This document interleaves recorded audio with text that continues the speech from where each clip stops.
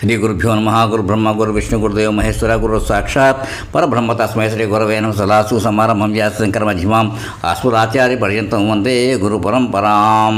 అపార కరుణాసింధు జ్ఞానరూపం శ్రీ చంద్రశేఖర గురు బ్రహ్మాముదాము శ్రీ గురుభ్యో నమః. గణాధిపతే నమః.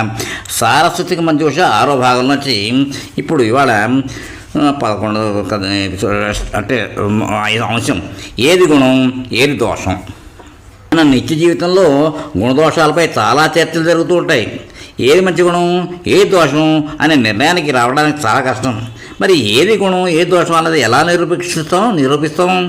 మనకు మంచి గుణం అనిపించింది మరొకరు దోషం కావచ్చు, మరొకరు దోషం అనిపించింది మనకు మంచి గుణం అనిపించవచ్చు. భాగవతంలో 11వ స్కందం 19వ అధ్యాయంలో ఉద్ధవుడు దానం అంటే ఏమిటి, తపస్సు అంటే ఏమిటి, స్వర్గం ఏది, నరకం ఏది, ఇలా చాలా చాలా ప్రశ్నలు అడుగుతాడు. వాటన్నిటికీ శ్రీకృష్ణుడు తనదైన శైలిలో అద్భుత నిర్వచనాలను ఇచ్చాడు. వాటిలో కొన్ని గుణదోష దృషి ఘోషో గుణస్థు ఉభయవర్జిత. అంటే గుణదోషాలను ఎంతటమే దోషం, గుణదోషాలకు అతీతంగా వెళ్ళగలగనే గుణం. అది చెప్పే చక్కగా అన్నమాట. అయితే ఉద్ధవుడు ఒక గొప్ప సందేహాన్ని లేవనెత్తాడు. కృష్ణ, భగవద్గీతలో శ్రీకృష్ణుడు గుణదోషాలపై దృష్టి పెట్టకపోవడం ఉత్తమ గుణం అని చెప్పి సందిగ్ధులు పడేశావు. గుణదోష విషయాల విధి నిషేధాల గురించి వేదాలు ఏదో తెలిపాయి. ఏవి మంచి పనులు అని అవి చేయాలని, దోషపూరితమైన దాన్ని నిషేధించమని వేదాలు చెబుతున్నాయి. వేదవాక్కులు నీ వాక్కులే కదా. గుణదోషాల గురించి ఎలా తెలుసుకోకుండా, విధి నిషేధాలను పాటించకుండా నిశ్చయస్సు ఎలా సాధ్యమవుతుంది? ఇప్పుడు నువ్వు గుణదోషాలు దర్శించడమే దోషం అంటున్నావు. ఇది నన్ను సందిగ్ధాస్తులో నెట్టేసింది నువ్వే. ఈ సందిగ్ధాన్ని తొలగించాలి అంటూ కృష్ణుడు ఇలా వివరించాడు. గుణదోషాలు అందరికీ ఒకే విధంగా వర్తించవు. అవి దేశకాల పాత్రలను బట్టి మారుతూ ఉంటాయి. దేన్ని కూడా ఇదే అందరికీ మంచిది, ఇదే అందరికీ చెడ్డదని చెప్పలేము. స్వే అధికారే అనిష్ట స గుణ పరికీర్త. మానవులు తమ వర్ణాశ్రమ ధర్మములందు నిష్ట కలిగి ఉండటం అంటే ఎవరి ధర్మాన్ని వారు ఆచరించడమే గుణం. విపర్యవస్తు దోషో స్వధర్మానికి విరుద్ధంగా ప్రవర్తించడం దోషం. సారాంశం ఏమిటి అంటే గుణదోషాల నిర్ణయం ఆయా వ్యక్తుల అర్హతను బట్టి ఉంటుంది. తాత్విక దృష్టితో చూస్తే అన్నీ సమానమే. ఈ విధి నిషేధాలు లోక వ్యవహారానికి అనుగుణంగా ఆధ్యాత్మికంగా క్రమ పురోగతి చెందేందుకు వీలుగానే మనువు ద్వారా తెలిపాను. ఇది చేయాలి, దీని ఫలితం ఇది, అది చేయకూడదు, దాని దోషం, అది దోషం, ఇలా చెబితేనే సామాన్యులు వింటారు. కృష్ణుడు మరొక ముఖ్యమైన విషయం కూడా చెప్పాడు. దేశకాల అవస్థాది భేదాలను అనుసరించి శక్తిని బట్టి, ఆసక్తిని బట్టి, బుద్ధి బలాన్ని బట్టి, సంపద్వైద్భావాలని బట్టి దోష అదోష భావాలు మారుతాయి. ఉదాహరణకు గ్రహణాదుల సమయంలో శక్తి కలవారు స్నానాదుల జపతపాదులు ఆచరించకపోయినా ఆహారం తీసుకున్నా అది దోషం కాదు. అనారోగ్యంగా ఉన్న మనిషికి ఇది వర్తించదు. శౌచం అంటే ఏమిటి? మహిళ తెలిసి పాటించకపోతే దోషం, తెలియనప్పుడు దోషం ఉండదు. ప్రకృతి వైపరీత్యాలంటే అతివృష్టి, అనావృష్టి, సునామీ మొదలైన సమయాల్లో ఈ నియమాలు పాటించినప్పటికీ దోషం లేదు. ధనికుడు, దరిద్రుడు, బలవంతుడు, బలహీనుడు, బుద్ధిమంతుడు, మూర్ఖుడు, యువకుడు, వృద్ధుడు ఇలాంటివి భేదాలను బట్టి దోష అదోష నిర్ణయం చేయవలసి ఉంటుంది. పతితుడు పాప పని చేస్తే తప్పు కాదు, అదే పని ఉత్తముడు చేస్తే అపరాధం అవుతుంది. ఉత్తముడు సురాపానం చేస్తే పతితుడు అవుతాడు. అదే చాలా కాలం నుండి మధ్య తాగే వ్యక్తి పతనం అయ్యేదే ఉంటుంది. సంసారం సంపాదించి కుటుంబాన్ని పోషించాలి, అలా చేయకుండా అది దోషం. సాధువు డబ్బు పోగు చేస్తే దోషం. స్వధర్మాచరణ చేస్తూ విధి నిషేధాలు పాటిస్తూ క్రమక్రమంగా విషయ సుఖాల నుండి మరలి బంధ విముక్తిని పొందాలి. ఈ నివృత్తి మార్గమే మనుషులను శోకమోహ భయాల నుండి కాపాడే క్షేమకరమైన మార్గం. కృష్ణుడు ఇంకా ఇలా చెప్పాడు. మానవులకు సహజంగానే వస్తువులపైన, తమ కర్మలపైన, ప్రాణాలపైన, బంధుమిత్రులపైన ఆసక్తి ఎక్కువగా ఉంటుంది.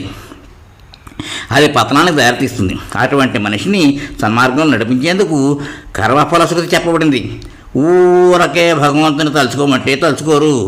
గ్రహణ సమయంలో లేదా పండుగ సమయంలో తలుచుకుంటే పుణ్యం వస్తుంది అని చెప్తే చేస్తారు.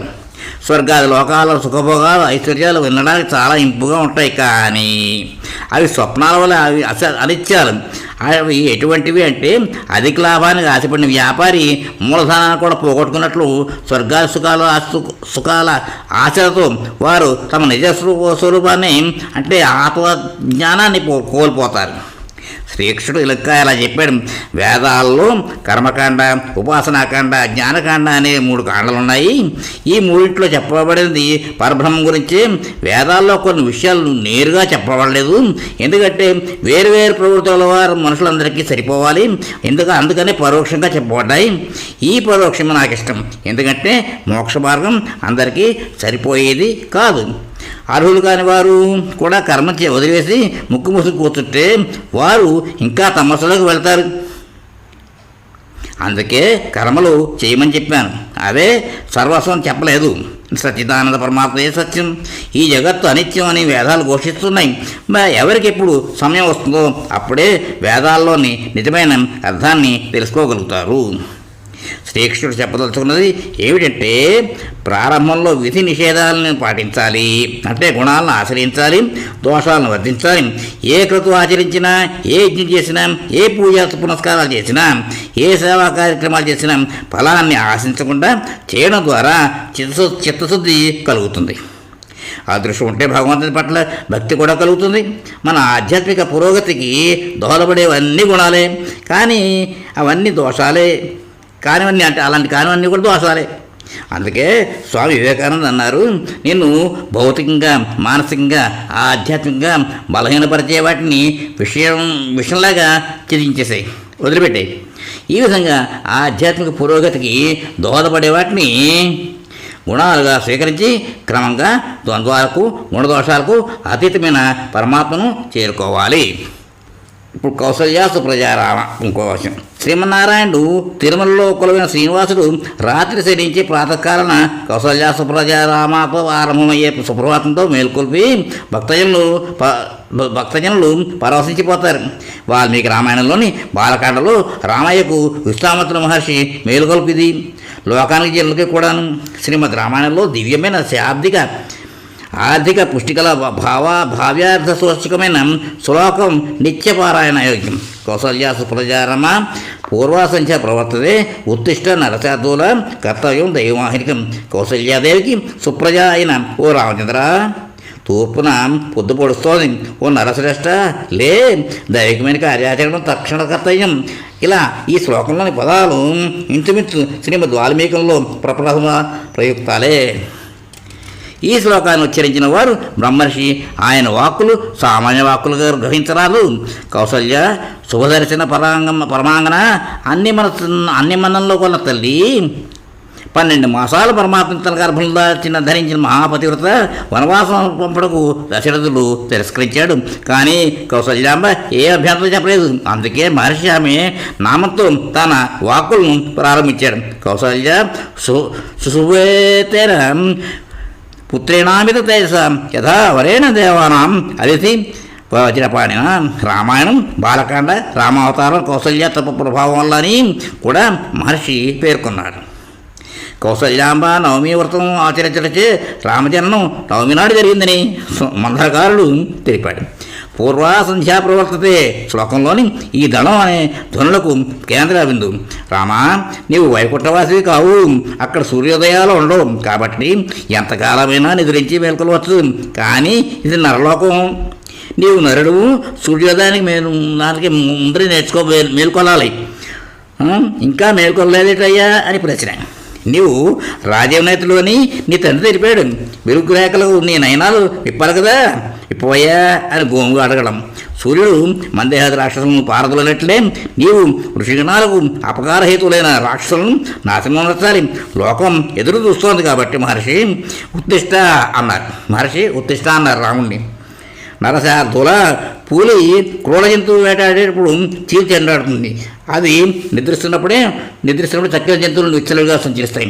అలాగే రామ, నీవు నిద్రిస్తున్నప్పుడే రాత్రించలు స్వైర విహారం చేస్తారు. ఇకలే కర్కశ వినివి అంటే శార్ధులు, అందుకే కర్కశనివి. అందుకే మహర్షి శార్ధుల శబ్దాన్ని సభిప్రాయంగా ధ్వనిపూర్వకంగా ప్రయోగించారు. కావున రామయ్య రణకర్కడైనాడు. రామునికి దివ్యాస్త్రములు ఉపదేశించినప్పుడు శివధనుభ్రం గావించి సీతను చేపట్టబో సందర్భాన్ని సంబోధన ప్రయోగించారు. ఈ రెండు తమ కర్తవ్యంగా బ్రహ్మర్షి భావించి నిర్వహించి కనుమరుగయ్యాడు. అందుకే మహర్షి ఉచ్చరించిన శబ్దం కర్తవ్యం.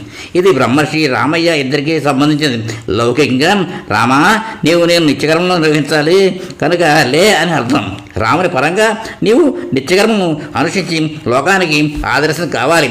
అవతార ప్రయోజనానికి సవితృ సంబంధ శక్తి సంయోజనం అవసరం. అందుకే ఉత్తిష్ట.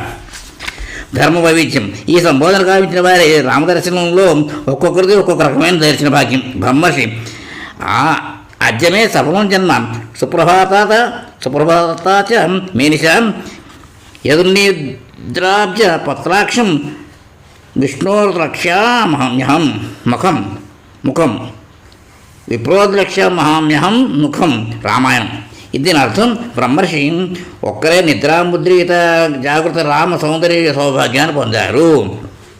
సుమంత్రుడు శ్రీరామ పట్టాభిషక్త వార్త విని తెలుపుటకే రాముని క్రమంలోని దశరథుని వాద్యం మేరకు రామభవనానికి రామ అనుమతితో సుమంత్రుడు అంతఃపురంలో ప్రవేశించినప్పుడు ఆయనకు లభించిన దర్శనం విశిష్టమైనది. ఇక్కడ మహర్షి దదర్శమా సూత్రం పర్యంకే సౌవర్ణే స్వోత్తరక్షదే అని పర్యంక శబ్దం ప్రయోగింపబడినది. పర్యంకమున ఉన్న భగవద్దర్శన సౌభాగ్యం లభించిన భాగ్యవంతుడు సుమంతుడు, కుచేరుడు, అక్రూరుడు ఉన్నవారు. అందరికీ లభించని అరుదైన దర్శన భాగ్యం లభించింది. శ్రీరంగంలోని శ్రీరంగనాథుని పర్యంక సేవ జగత్ ప్రసిద్ధమైంది. సీతారాముల దర్శన భాగ్యం సుమంతునిది. రామకథాగమన పరిణామం. రామకథాగమన పరిణామం అది కౌసల్య సుప్రజ రామ అనే సంబోధన వెలువడిన తర్వాత రామకథాగమనంలో విశిష్టమైన పరిణామాలు సంభవించాయి.